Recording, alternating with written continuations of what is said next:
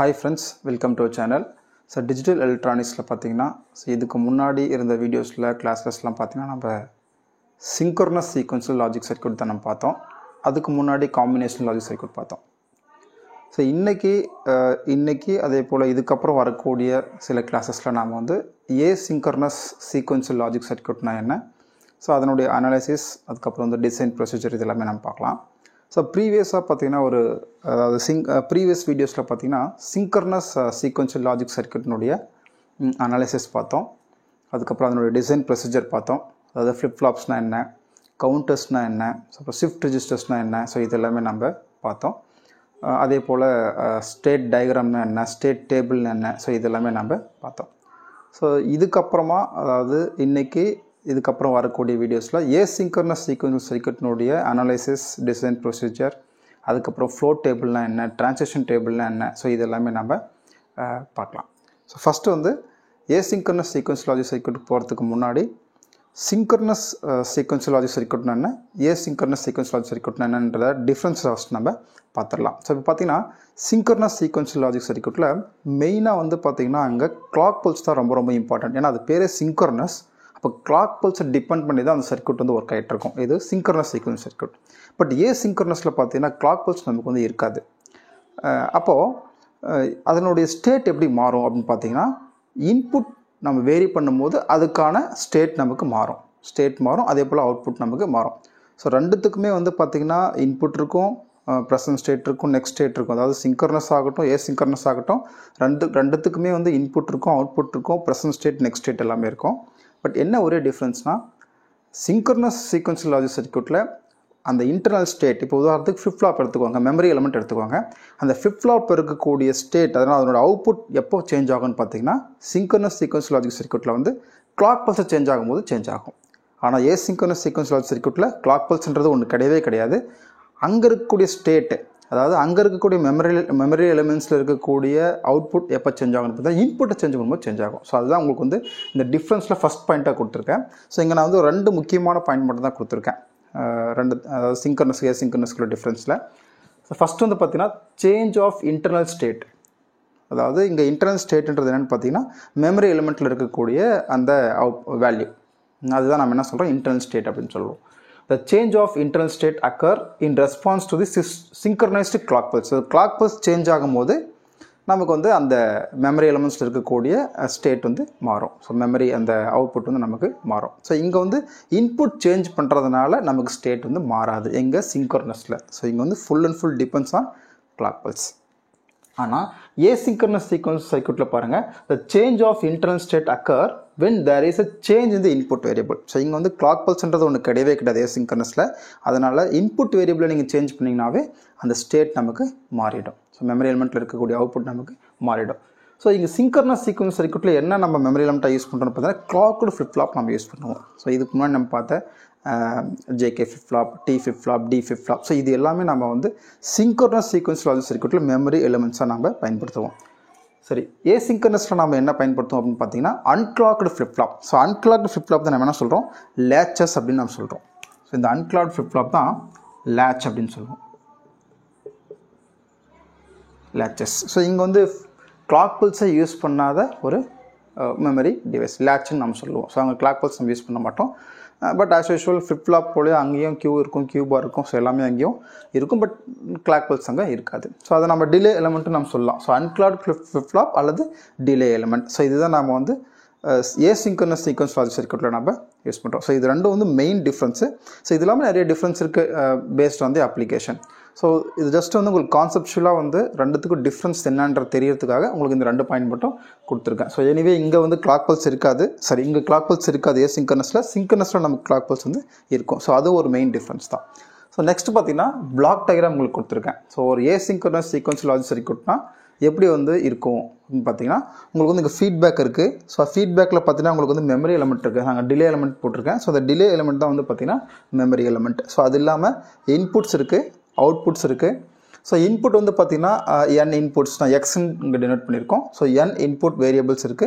அதே போல அவுட்புட் நாம வந்து z ன்னு ரெப்ரசன்ட் பண்ணிருக்கோம் சோ m அவுட்புட் வேரியபிள்ஸ் நமக்கு இருக்கு அதுக்கு அப்புறம் பாத்தீங்கன்னா இங்க ஸோ இதுதான் வந்து மெயின் சர்க்யூட். ஸோ வந்து காம்பினேஷனல் லாஜிக் சர்க்யூட்டோட சேர்ந்தது தான் ஏசிங்க்ரனஸ் சீக்வன்ஸ் லாஜிக் சர்க்யூட்டும். ஸோ அதாவது ஒரு காம்பினேஷனல் லாஜிக் சர்க்யூட்டில் ஃபீட்பேக் மெமரி இருந்துச்சுன்னா அதுதான் வந்து சீக்வன்ஸ் லாஜிக் சர்க்யூட். சரி, சிங்க்ரனஸாக இருந்தாலும் சரி, ஏசிங்க்ரனஸாக இருந்தாலும் சரி, ஆக மொத்தம் காம்பினேஷனல் லாஜிக் சர்க்யூட்டோட சேர்ந்து தான் நமக்கு வந்து ஃபீட்பேக்கும் மெமரி எலமெண்ட் இருக்கும். அப்படி இருந்துச்சுன்னா அது sequence logic circuit.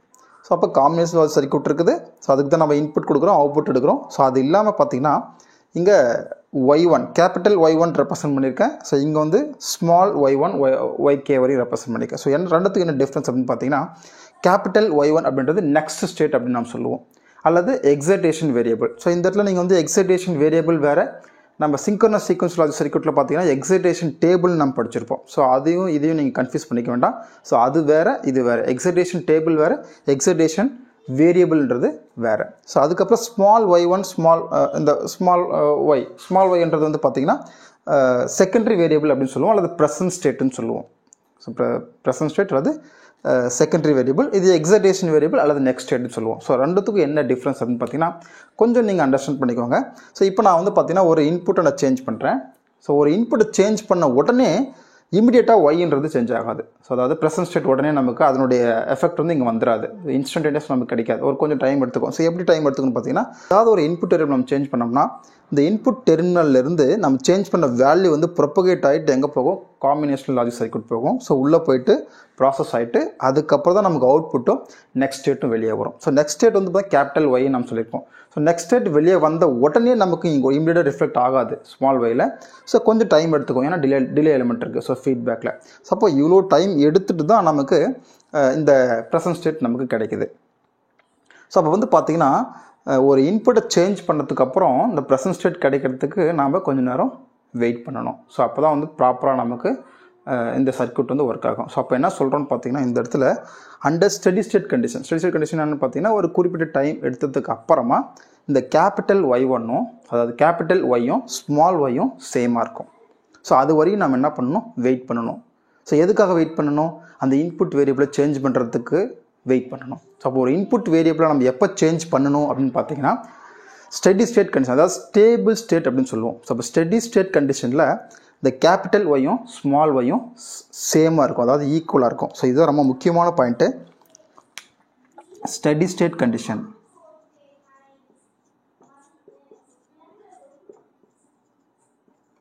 Steady state கண்டிஷனில் பார்த்தீங்கன்னா ஸ்மால் ஒய்யும் கேபிட்டல் ஒய்யும் ஈக்குவலாக இருக்கும். ஸோ ஒரு சர்க்யூட் வந்து ஸ்டேபிள் ஸ்டேட்டுக்கு, இதுதான் நம்ம என்ன சொல்கிறோம், ஸ்டேபிள் கண்டிஷன் அல்லது ஸ்டேபிள் ஸ்டேட்னு சொல்கிறோம்.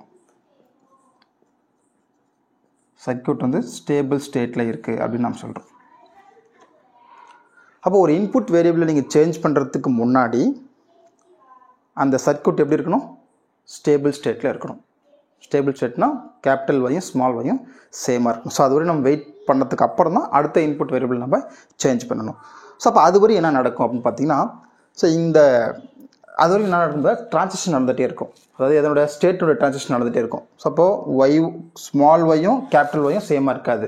ஸோ சேமாக ஆகிற வரையும், அதாவது டைம் எடுத்து கொஞ்சம் நேரம், அது வரையும் என்ன ஆகும், டிரான்சிஷன் ஆகிட்டே இருக்கும். இந்த நெக்ஸ்ட் ஸ்டேட் வந்து மாறிக்கிட்டே இருக்கும். மேபி 0 to 0 1 1 0, மேபி திரும்ப 1 1. ஸோ இந்த மாதிரி சேஞ்ச் ஆகிக்கிட்டே இருக்கும். ஸோ எப்போ வரையும், ஸோ இந்த ஒய்யும் இன்புட்டில் இருக்கக்கூடாது, அதாவது ஸ்மால் ஒய்யும் கேபிட்டல் ஒய்யும் சேமாக ஆகிற வரையும் உள்ளே வந்து போய்கிட்டே இருக்கும், டிரான்சிஷன் நடந்துகிட்டே இருக்கும்.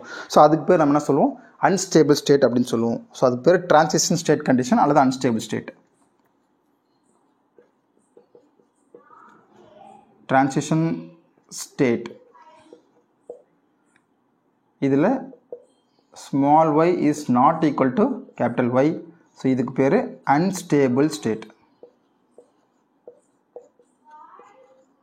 Unstable state. ஸோ இதுதான் வந்து மெயின் டிஃப்ரென்ஸ் ஏசிங்க்ரனஸ் சீக்வன்ஸ் சர்க்யூட்டுக்கும் சிங்க்ரனஸ் சீக்வன்ஸ் சர்க்யூட்டுக்கும். ஸோ இந்த ப்ராப்ளம் வந்து பார்த்தீங்கன்னா உங்களுக்கு சிங்க்ரனஸ் சீக்வன்ஸ் சர்க்யூட்டில் கிடையாது. ஸோ ஜஸ்ட் நீங்கள் கிளாக் பல்ஸை கொடுத்த உடனே எல்லா சர்க்யூட்டும் ஒர்க் ஆகும், எல்லா ஃப்ளிப் ஃப்ளாப்பும் ஒர்க் ஆக ஆரம்பிச்சிடும் நமக்கு ஆட்டோ. ஏன்னா உங்களுக்கு வந்து கிளாக் பல்ஸ்ன்ற ஒரு கான்செப்ட் அங்கே இருக்கிறதுனால ஸோ இந்த ப்ராப்ளம் உங்களுக்கு அங்கே கிடையாது. ஸோ இது வந்து ஒரு முக்கியமான பாயிண்ட். ஸோ நெக்ஸ்ட் இன்னொரு பாயிண்ட் பார்த்தீங்கன்னா, ஸோ இப்போ தான் நான் சொன்னேன், இதனுடைய இன்னொரு பாயிண்ட் தான். ஸோ இதையே நான் வேறு மாதிரி சொல்கிறேன் பாருங்கள். இப்போ ஒரு இன்புட் வேரியபிளை நீங்கள் சேஞ்ச் பண்ணுறீங்க. சேஞ்ச் பண்ண உடனே என்ன ஆகுதுன்னா நமக்கு வந்து ட்ரான்சிஷன் நடக்குது, அதாவது ஸ்டேட்ஸில் இன்டர்னல் ஸ்டேட்டில் ட்ரான்சிஷன் நடக்குது. ஸோ ஒரு குறிப்பிட்ட டைமுக்கு அப்புறம் என்ன ஆகுதுன்னா ஸ்டேபிள் ஆகிடுது, small y is equal to capital Y. அப்போ அடுத்த நெக்ஸ்ட்டு இன்புட் வேரியபிள் நம்ம எப்போ சேஞ்ச் பண்ணணும் அப்படின்னு பார்த்தீங்கன்னா, ஸோ இது வந்து ஒரு முக்கியமான பாயிண்ட்டு. ஸோ ஒரு இன்புட் வேரியபிளுக்கும் இன்னொரு இன்புட் வேரியபிள் சேஞ்ச் பண்ணுறதுக்கான டைம் எப்படி இருக்குன்னு பார்த்தீங்கன்னா, இந்த சர்க்யூட் வந்து ஸ்டேபிள் ஆகிறதுக்கு எடுத்துக்கூடிய டைமை விட அதிகமாக இருக்கணும். ஸோ அப்போது the time taken between two input variable changes. So ரெண்டு இன்புட் வேரியபிள் சேஞ்ச் ஆகிறதுக்கு எடுத்துக்கூடிய டைம், அதாவது ஃபஸ்ட் இன்புட் வேரியபிள் நீங்கள் சேஞ்ச் பண்ணிட்டீங்க, எவ்வளோ நேரத்துக்கு அப்புறம் செகண்ட் இன்புட் வேரியபிள் நீங்கள் சேஞ்ச் பண்ணணும்னு பார்த்தீங்கன்னா, இந்த சர்க்யூட் வந்து ஸ்டேபிள் ஆகிறதுக்கு எடுத்துக்கூடிய டைமை விட அதிகமாக இருக்கணும். ஸோ அப்போ வந்து ஸோ ஒரு சின்னதாக உங்களுக்கு ஒரு சின்னதாக எழுதி போடுறோம் பாருங்கள். Time between two input variable changes. இது எப்படி இருக்கணும்னு பார்த்தீங்கன்னா, it should be greater than. So greater than time taken by the circuit to reach stable state. So இதுதான் வந்து ரொம்ப முக்கியமான நம்ம நோட் பண்ண வேண்டிய பாயிண்ட். ஸோ இந்த மாதிரி இருக்கக்கூடிய இந்த ஆப்ரேஷனுக்கு பேர் தான் நம்ம என்ன சொல்கிறோம் அப்படின்னு பார்த்தீங்கன்னா ஃபண்டமெண்டல்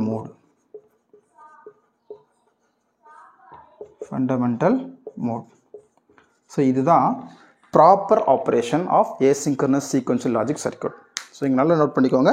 ஸோ இதுதான் முக்கியமான point, time between two input variable changes. So ரெண்டு இன்புட் வேரியபிள் சேஞ்ச் பண்ணுறதுக்கான டைம் எப்படி இருக்கணும் பார்த்தீங்கன்னா, இந்த சர்க்யூட் வந்து ஸ்டேபிள் ஆகிறதுக்கு எடுத்துக்கூடிய டைமை விட அதிகமாக இருக்கணும். ஸோ அப்படி இருந்தால் மட்டும்தான் இந்த ஏசிங்க்ரனஸ் சீக்வென்ஷியல் லாஜிக் சர்க்யூட் வந்து ப்ராப்பராக ஒர்க் ஆகும். ஸோ இன்னொரு முக்கியமான பாயிண்ட் பார்த்தீங்கன்னா, அட் அ டைமில் ஒரே ஒரு இன்புட் வேரியபிளை மட்டும் தான் நம்ம என்ன பண்ணணும், சேஞ்ச் பண்ணணும் ஃபார் ப்ராப்பர் ஆப்ரேஷன். ஸோ இங்கே வந்து அட் அ டைமில் 2 or more input variable changes வந்து பார்த்தீங்கன்னா ப்ராஹிபிட்டட். ஸோ கண்டிப்பாக அதை வந்து நம்ம செய்யக்கூடாது, அது வந்து ரெஸ்ட்ரிக்டட் ஆக்சுவலாக. ஸோ அட் அ டைமில் நீங்கள் ஒரே ஒரு இன்புட் வேரியபிள் தான் சேஞ்ச் பண்ணணும்.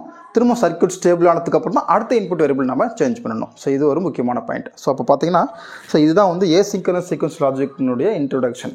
ஸோ இப்போ நம்ம என்னென்ன இதில் பார்த்துருக்கோம்னு பார்த்தீங்கன்னா, ஃபஸ்ட்டு வந்து asynchronous sequential logic circuit synchronous sequential logic சர்க்யூட்டோட டிஃப்ரென்ஸ் நம்ம பார்த்தோம். ஸோ மெயின் டிஃப்ரென்ஸ் பார்த்தோம்.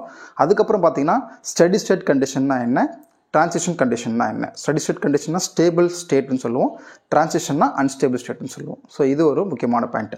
ஸோ நெக்ஸ்ட் ஒன் பாயிண்ட் தான் ஃபண்டமெண்டல் மோட்னா, ஸோ ஒரு இன்புட் வேரியபிள் சேஞ்ச் ஆகிறதுக்கும் அடுத்த இன்புட் வேரியபிள் சேஞ்ச் பண்ணுறதுக்கான டைம் எப்படி இருக்கணும்னா, அந்த சர்க்யூட் வந்து ஸ்டேபிள் ஆகிறதுக்கு எடுத்துக்கிற டைமை விட அதிகமாக இருக்கணும். ஸோ அதுதான் ஃபண்டமெண்டல் மோட் அப்படின்னு நம்ம சொல்லுவோம். ஸோ இன்னொரு முக்கியமான பாயிண்ட் பார்த்தீங்கன்னா, அட் அ டைமில் ஒரே ஒரு இன்புட் வேரியபிள் தான் நம்ம சேஞ்ச் பண்ணணும்.